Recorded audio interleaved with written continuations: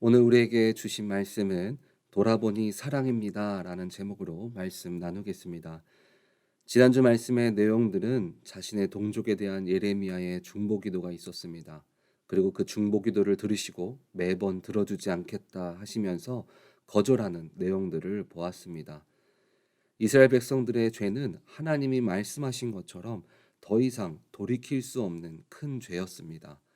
그러나 예레미야는 포기하지 않고 중보기도를 하였지만 계속되는 거절과 심판 선언으로 인해서 깊은 좌절감을 느꼈을 것입니다. 그 이유는 하나님의 거절도 힘들었지만 자신의 동족들에게 바른 말을 전했기에 감사나 위로보다 오히려 자신을 대적하고 핍박했기 때문입니다. 스스로 내가 계속 사역을 해야 하나 하는 마음이 들어갈 때쯤 하나님은 그런 예레미야를 가만두지 않으시고 그를 찾아가 주셔서 구원의 약속을 주셨습니다. 11절을 보면 여호와께서 이르시되 내가 진실로 너를 강하게 할 것이요 너에게 복을 받게 할 것이며 내가 진실로 내 원수로 재앙과 환난의 때에 내게 강구하게 하리라. 죄로 인한 심판은 피할 수 없는 사실입니다.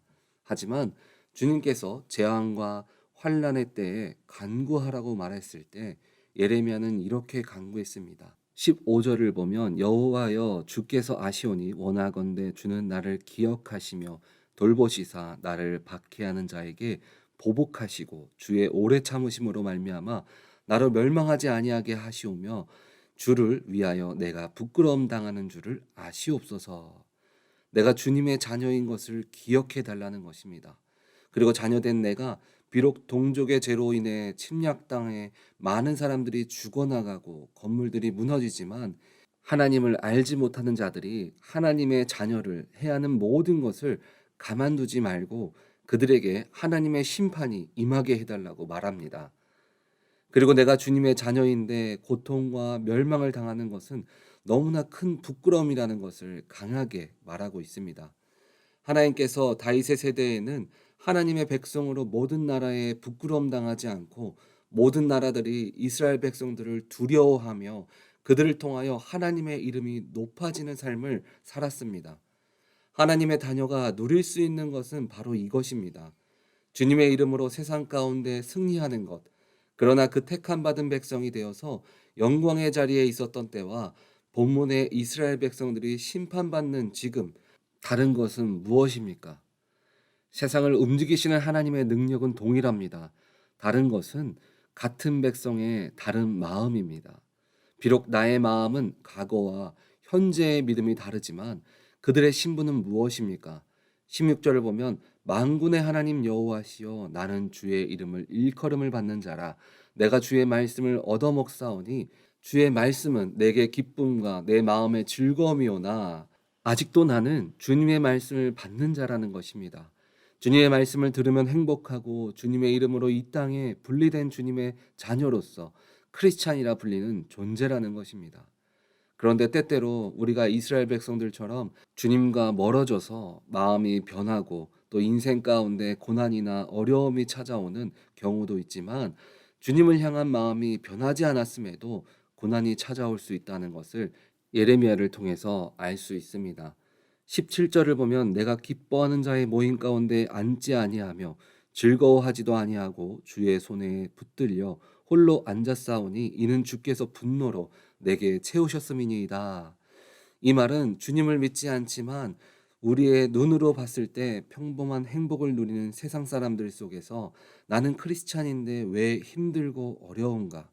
나는 믿는데 왜 문제가 있지? 나는 믿는데 왜 고통스러울까?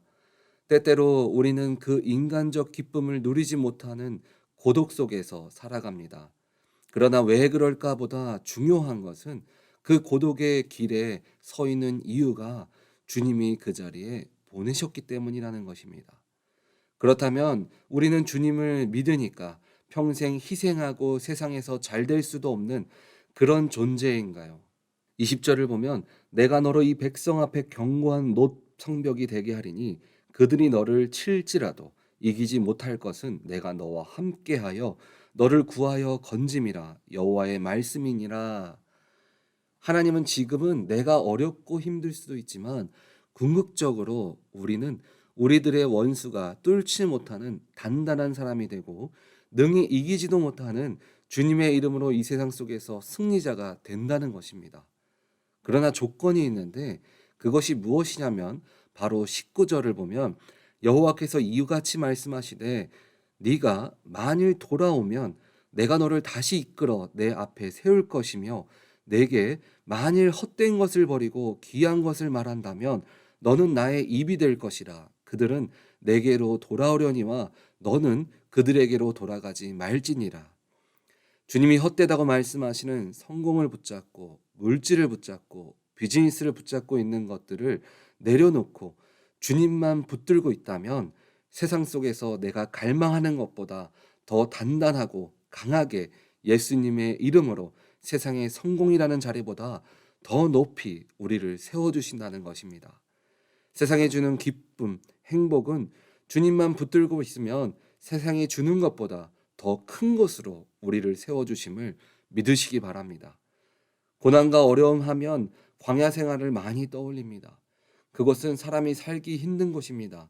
먹을 것을 구하기도, 마실 물을 구하기도 힘든 무더위의 길입니다.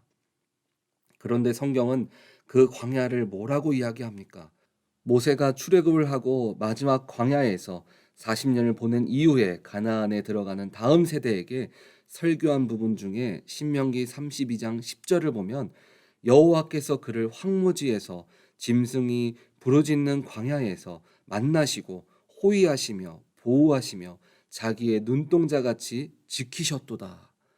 우리는 비록 광야라는 사람이 살 수 없는 곳에 지냈지만 그것은 주님을 만나는 곳이며 나를 보호하시며 늘 지켜보시는 자리라는 것입니다. 주님과 친밀해지는 곳, 주님만 의지할 수밖에 없는 곳, 그곳이 바로 우리 인생의 고난이라는 것입니다. 그렇다면 믿는 자의 삶은 주님 만나니까 고난당하는 것을 기뻐만 하고 만족하면서 사는 것일까요? 그것은 아닙니다. 그 고난은 오늘 본문 11절에 말하는 것처럼 나를 강하게 만드시고 복을 받게 하시며 나의 기도가 응답되어지는 곳입니다. 저는 지금 오렌지 한인교회 사역을 시작하기 전에 이제 2020년 2월 말까지 LA에 있는 교회에서 사역을 하였습니다. 사역을 잘하고 있었는데 주님께서 2019년 말부터 이제 사역을 정리하라는 마음을 주셨습니다. 익숙한 곳을 떠나야 한다는 마음에 힘들었지만 순종하는 마음으로 다음 보내실 곳을 기대하며 사임을 했습니다. 그런데 사임을 하고 그 다음 주에 바로 3월 첫째 주에 미국의 팬데믹으로 인해서 모든 경제 활동과 교회까지 문을 닫게 되었습니다.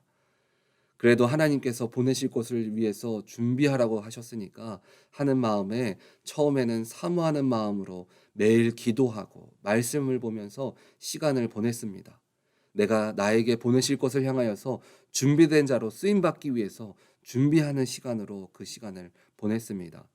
그런데 그 시간이 한 달이 지나고 3개월이 지나고 6개월이 지나면서 주님이 보내심을 기대하는 마음보다 불안과 염려가 찾아오기 시작했습니다. 팬데믹으로 대면으로 예배하는 교회가 없었습니다. 사람의 방법으로 할 수 있는 것이 아무것도 없었습니다. 나 혼자만 어디 가야 할지 알지 못해서 고생하면 그러면 좋았는데 가장이기 때문에 힘든 것들도 생기기 시작했습니다. 나 때문에 중학교를 진학해야 하는 딸도 어느 중학교를 가야 하는지 고민하고 스트레스를 받기 시작했습니다. 팬데믹은 내가 더 이상 의지할 것이 없도록 벼랑 끝으로 몰아가기 시작했습니다. 세상 의지하는 것이 다 끊어지고 나니까 남는 것이 하나 있었는데 그것은 바로 주님께 기도하는 것뿐이었습니다. 변함없는 현실에 불평하고 원망하며 기도할 때도 있었지만 기도를 쉬지 않고 시간이 더 길어질수록 주님 아니면 내가 나아갈 방법이 없다고 생각하면서 더욱 간절히 기도했습니다. 그런데 주님이 허락하신 오렌지 한인교회 사역을 시작하면서 뒤를 돌아보니까 오늘 본문 19절에 말하는 것처럼 고난임에도 불구하고 주님께 돌아오는 자에게 주님의 그늘 안에서 주님의 일하심을 믿는 자에게 11절에 말한 것처럼 그 시간을 통하여 믿음을 강하게 하시고 주님이 채워주시는 복을 누리게 하시며 10개월간 기도했던 모든 기도 제목들이 하나도 빠짐없이 주님께서 이루어 주심을 보게 하셨습니다. 당장 내가 광야를 지날 때는 지금 주님이 일하고 계신지 알지 못할 수 있습니다. 그런데 돌아보면 그 안에 나를 향한 주님의 사랑이 담겨져 있음을 깨닫게 됩니다. 우리 오렌지 한인교회 성도님들은 광야 같은 인생을 지나고 계시다면 그 속에 어려움보다 나를 강하게 하시고 복 주시며 응답하시는 주님의 사랑을 다 누리시기를 주님의 이름으로 축원드립니다. 아멘.